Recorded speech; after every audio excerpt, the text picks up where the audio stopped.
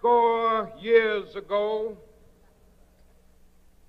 a great American in whose symbolic shadow we stand today signed the Emancipation Proclamation.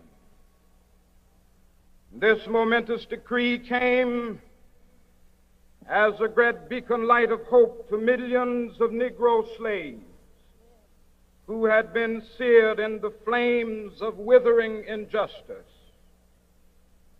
It came as a joyous daybreak to end the long night of their captivity. Il est à peu près 17 heures, ce 28 août 1963, quand Martin Luther King entame son discours. Il n'est ni le premier, ni le dernier des orateurs de ce rassemblement pour l'emploi et la liberté. Et pourtant, ce sont ces mots qui vont inscrire cette journée dans la mémoire de tous. Martin Luther King en 63, c'est peut-être l'une des personnalités les plus connues du monde de la Révolution noire qui a commencé une dizaine d'années plus tôt aux États-Unis. C'est un pasteur qui vient du Sud. On le connaît pour son message de non-violence, on le connaît pour les dizaines de manifestations dont il a pris la tête, on le connaît parce qu'il arrive à un moment où la télévision entre dans tous les foyers américains. Et donc le jour de cette grande manifestation de 1963, nul n'ignore qui est Martin Luther King, cet homme qui donne un visage à la lutte pour la liberté des Noirs au sud des États-Unis. À l'origine de cet événement, il y a Birmingham. Dans cette ville d'Alabama, noirs et blancs doivent vivre à distance. Telle est la règle que l'on reçoit en héritage. Would you like to go to school with colored children? Est-ce que tu voudrais aller à l'école avec des petits noirs? No. Pourquoi? Why? I don't know. Madam, are you for or against integration? We're against it. And you, madam? Et vous, madame? I don't approve. J'approuve pas l'intégration. Why? Pourquoi? Because God didn't make us that way. Parce que Dieu ne nous a pas fait comme ça. Quand Martin Luther King débarque dans cette ville, en avril 1963, il espère briser la ségrégation en manifestant pacifiquement. Mais début mai, tout bascule. Le chef de la police de la ville envoie les chiens contre les manifestants. Ces images de violence, retransmises à la télévision, vont choquer l'Amérique et le monde entier.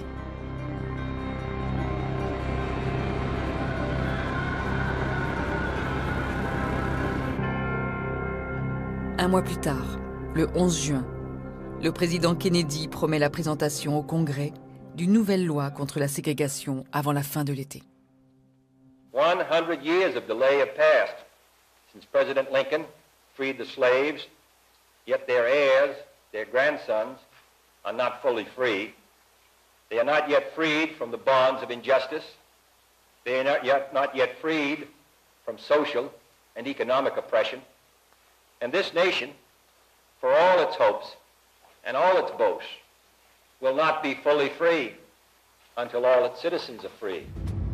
Pour la première fois peut-être, les gens du gouvernement vous disent « Nous sommes presque sur le point, nous vous avons entendu, nous allons faire passer une loi. » Et donc à ce moment-là, vous avez deux solutions, soit vous patientez et vous faites confiance, soit vous augmentez le niveau de pression. Et donc à ce moment-là, l'idée est de dire peut-être que Kennedy est de bonne volonté, mais il faut que nous le forcions. Et pour le forcer, il faut une démonstration de force. Et la démonstration de force, ce sera cette grande manifestation de l'été 63 qui est organisée non pas par Martin Luther King, mais par les syndicats américains qui se disent il faut que, en voyant des centaines de milliers de gens dans la rue, Kennedy n'ait d'autre choix que de réaliser ce à quoi il s'est engagé.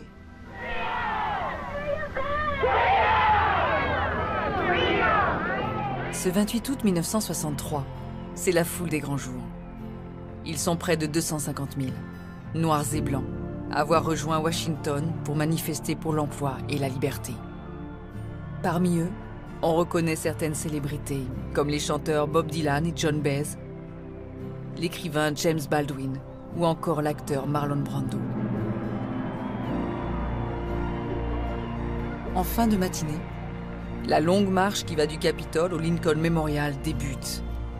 La foule est dense, déterminé, pacifique. Vers 17h, en direct sur plusieurs chaînes de télévision, en Amérique et à l'étranger, Martin Luther King prend la parole. But 100 years later, the Negro still is not free. Il faut savoir qu'il n'est pas du tout l'orateur principal de la journée. Il est le 16e sur 18 orateurs. Il a préparé son discours un petit peu en amont et certains de ses conseillers lui ont dit « Écoute, Martin, tu es un pasteur, donc tu recycles un certain nombre de tes discours, c'est comme ça que tu fais. Il y a un thème, lui dit l'un de ses proches, Wyatt, que j'aimerais que tu ne ressortes pas encore, c'est le thème du rêve, parce que tu l'as utilisé plusieurs fois, encore à Détroit il y a quelques semaines, c'est un peu éculé. Et donc, Martin Luther King suit son conseil et le jour même, à 4h du matin, lorsque le premier manuscrit est terminé, il n'y a pas trace du rêve dans ce discours. It is obvious today that America has defaulted on this promissory note insofar as her citizens of color are concerned. Instead of honoring this sacred obligation, America has given the Negro people a bad check, a check which has come back marked insufficient funds. La première partie du discours est une partie fondamentale parce qu'elle est extrêmement politique et qu'elle est extrêmement véhémente. La métaphore qui l'emporte et qui est peut-être la plus importante du discours, c'est celle du chèque et du chèque sans provision. Ce que dit Martin Luther King, c'est « Il est grand temps maintenant que vous nous donniez la réalité de ce chèque sans provision et on est venu pour réclamer notre dû. » Pendant le discours, un événement inattendu se produit. La chanteuse et amie de Martin Luther King, Mahalia Jackson, située à quelques mètres de la tribune, lui dit « Parlez-leur du rêve, Martin ». Et c'est ainsi qu'absent du texte initial, « I have a dream » surgit. I have a dream that one day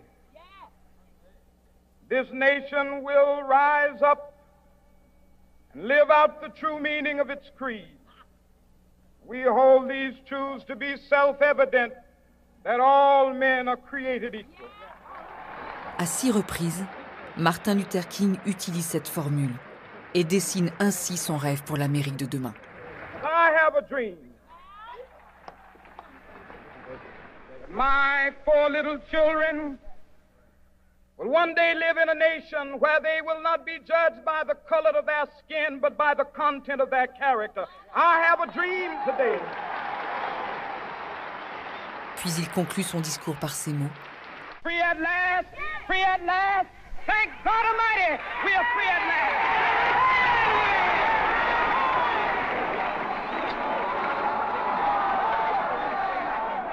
À la fin du rassemblement, King rejoint les autres organisateurs à la Maison-Blanche, où les attend le président Kennedy.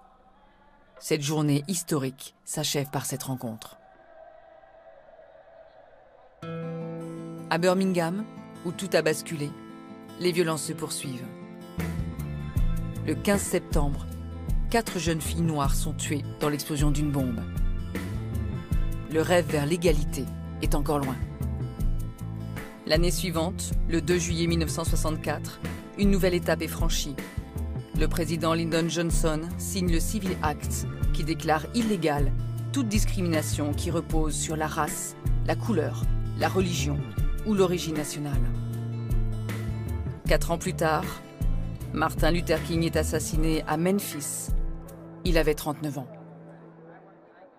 Aujourd'hui, le discours I have a dream a quelque chose de terriblement actuel et jamais la violence et l'inégalité raciale aux États-Unis n'ont été à ce point source de préoccupation et que l'on voit à quel point c'est une question qui demeure la plaie béante de l'Amérique qu'elle n'a toujours pas réussi à apaiser. C'est donc le signe que plus que jamais, il faut réécouter et relire Martin Luther King. 1963 is not an end, but a beginning. There will be neither rest nor tranquility in America till the Negro is granted his citizenship rights. The whirlwinds of revolt will continue to shake the foundations of our nation until the bright day of justice emerges.